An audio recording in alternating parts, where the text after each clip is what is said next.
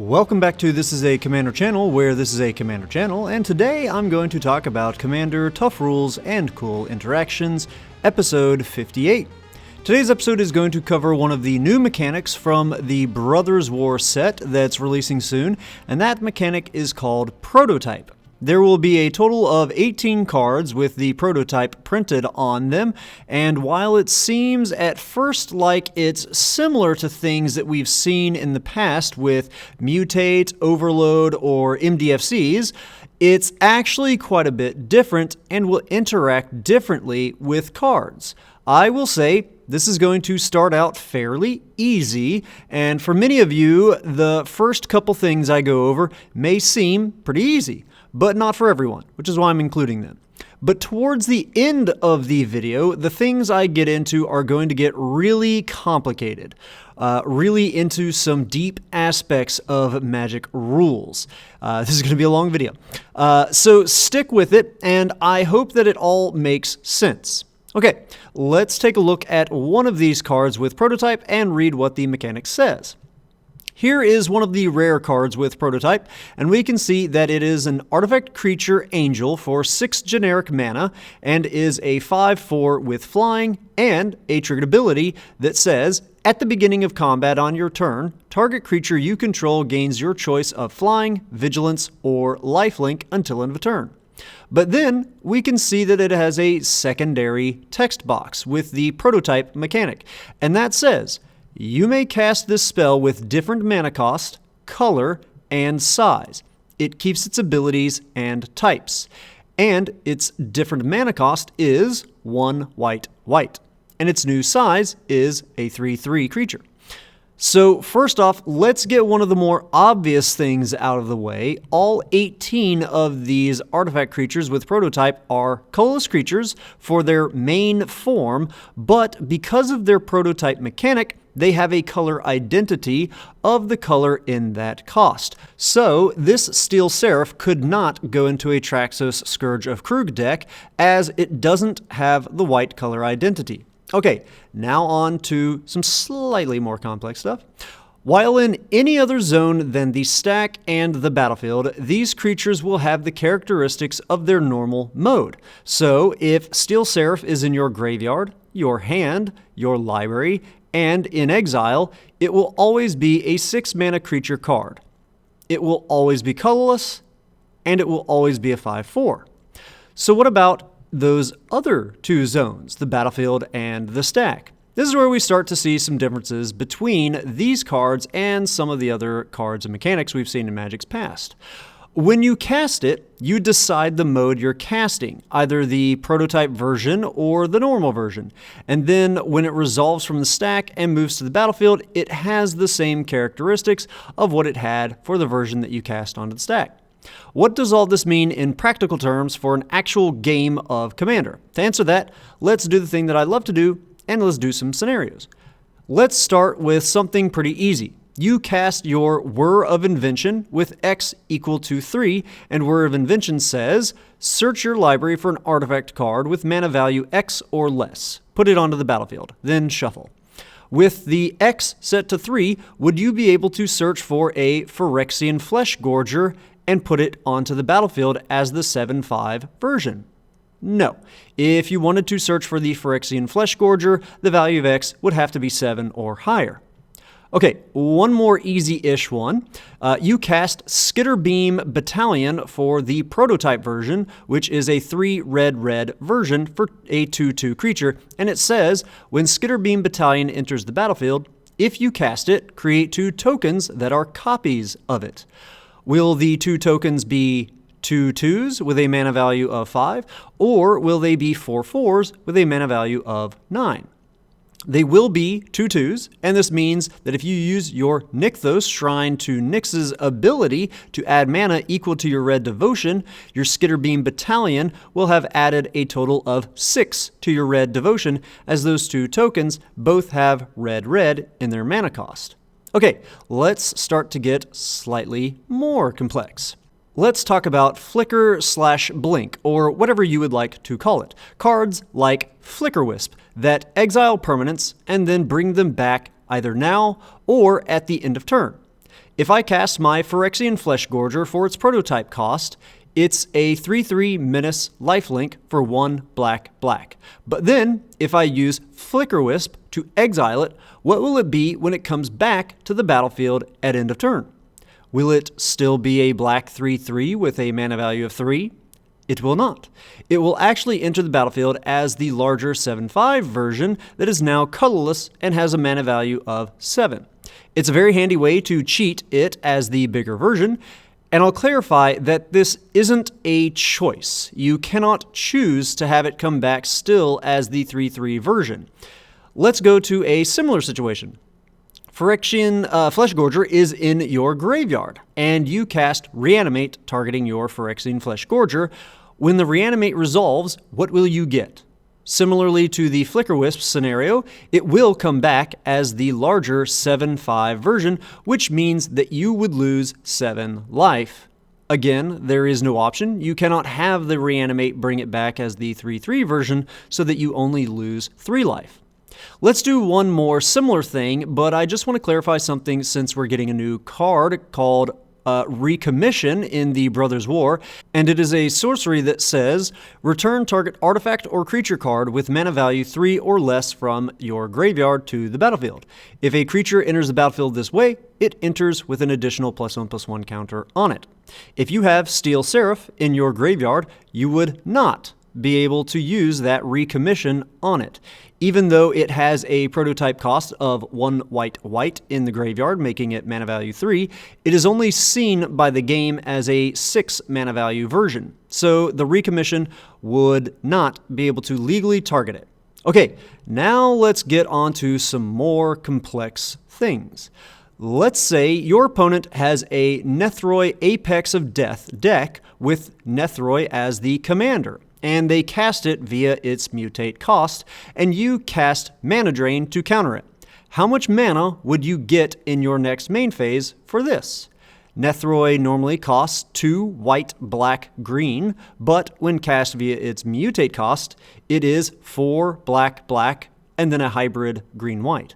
So normal cost is a mana value of 5, or the mutate cost, which has a total mana of 7.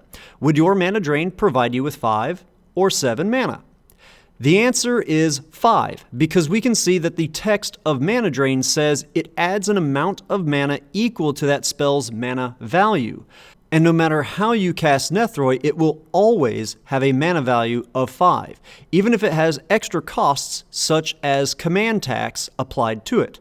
Similarly, if your opponent were to overload a Cyclonic Rift and you counter it with your Mana Drain, you would not get 7 mana on your next main phase, but only 2, because overloading a spell doesn't change the mana value characteristic of that card, of that spell. So, knowing that, your opponent casts their Phyrexian Fleshgorger for 1 black for it to be a black 3/3 creature, and you cast your Mana Drain. How much mana will you have in your next main phase? Obviously, it's 7 mana, right? Okay, clearly from the tone of my voice there, I'm trying to trick you. In this situation, it's not like how the mutate situation is handled. The way prototype works is that it's actually changing the characteristics of the spell / card to have a different mana cost. And if the mana cost is changed, then that means the mana value is more than likely going to be changed in these specific situations involving these prototype creatures. Okay, here's another one. You're playing your Yidris Maelstrom Wanderer deck, and he has the ability of, whenever Yidris Maelstrom Wanderer deals combat damage to a player, as you cast spells from your hand this turn, they gain Cascade. You hit with your Yidris, and then you cast an 8 mana value spell from your hand and begin to cascade and exile cards. You eventually get to your Phyrexian Fleshgorger. So what can you do? Let's bring back the Cyclonic Rift again, and let's say that that is the first legal card you exile. Can you pick either the overloaded mode or the non-overloaded mode of Rift, since both have a mana cost of 7 or less? which is less than the 8 for the spell that triggered the Cascade. In this case, you cannot choose to overload the Rift. It will always have to be cast as its normal, non-overloaded version, because overload is what's called an alternative cost. And you can find out more about this alt cost in the comprehensive rules under section 118.9, and casting spells via their alt costs in section 601. But for here, basically, you cannot cast a spell via an alt cost when already casting via another alt cost. So since Overload is an alt cost, and so is Cascade, we cannot do both. So the Rift must be cast and only target one non-land permanent you don't control. Okay, so now back to the Phyrexian Fleshgorger. Will it have to be cast via the 7 mana value version that is a colorless 7/5? Nope.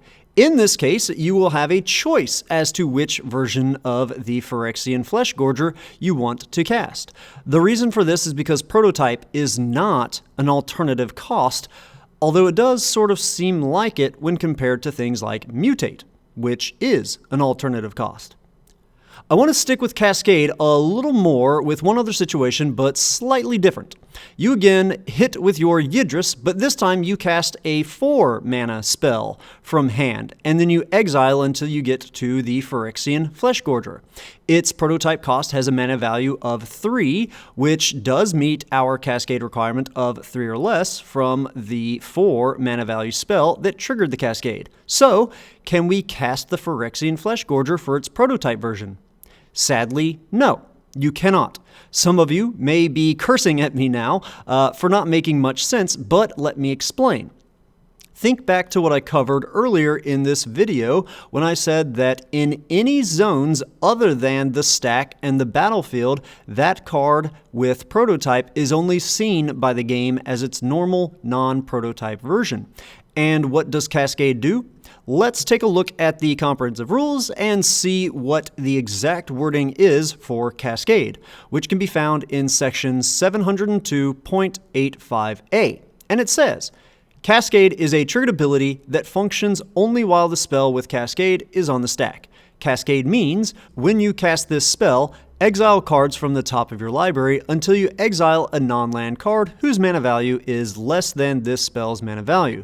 You may cast that card without paying its mana cost if the resulting spell's mana value is less than this spell's mana value. So, let's pay very close attention to that wording.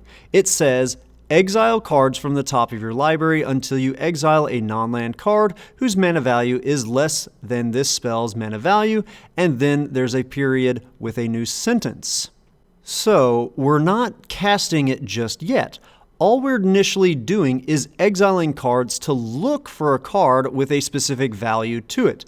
And then, after we find that card, we can cast it. So, while we're just exiling cards, the Phyrexian Fleshgorger does not meet the requirement for this Cascade trigger to stop on that card.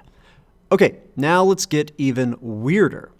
You have out Chandra Jest to Kill, which is a Planeswalker with a -7 loyalty ability that says, exile the top 5 cards of your library. You may cast red spells from among them this turn. So, how mad would you be if I told you that you could use her ability to cast something like a Blitz Automaton? Again, I'd imagine that most of you are confused as to why that is given what I've just said earlier about Cascade. But it is correct. You can cast Blitz Automaton via her ability, and yet a Cascade looking for something with mana value 3 wouldn't be able to cast the Blitz Automaton. The reasoning for this comes down to that sentence in the Cascade ruling that I focused on. For Cascade, we are at first being instructed by the effect of Cascade to exile cards until we exile a card with the values of the effect was looking for. Then we're granted permission to cast the spell if it meets those requirements. So with the Chandra, she just says to exile the top 5 cards of your library. It doesn't matter what those cards are. Nothing will change the fact that she is exiling a specific number of cards. That was the instruction. Then she grants permission to cast something from those cards if they're red. When we cast the Blitz Automaton, we move it from its current zone of exile to the stack, and then we go through all the steps to casting a spell. I will not do a deep dive into that now. That's a video or a series of videos for another day. This video is already long enough. Just know that it is during that time that you will pick how it will be cast, and you'll be picking the prototype version of the Blitz Automaton. And then, after all the other steps to casting the spell have been locked in, the spell is now actually cast. So it's then that her permission will be checking if the spell being cast is red. So all of this comes down to when the requirements are being checked. Are they being checked during the instruction part, or are they being checked during the permission part? If you'd like to dig more into the comprehensive rules about this, check out section 601.3e. Whew. Okay, I think about covers it, although I'm sure it doesn't actually cover it. This new prototype mechanic is a strange one, for sure, as it really does look like an alternative cost for a spell, but it isn't. I'm sure many of you will have many additional questions about prototype and some specific cards and how they interact with these prototype creatures, so please ask those questions down in the comments. Anyhow, that's all I've got for today's episode. As always, I hope that all of you found this video to be entertaining at least, and I hope that a few of you even learned something about these crazy rules in this great game of Magic. Have a good one. Ta-ta. Wow. It is currently 9:32 p.m. as I finish this. I think I started working on this at around 2? It's taken 7 hours to make this one. Whew, this is a killer script, guys. Oh my.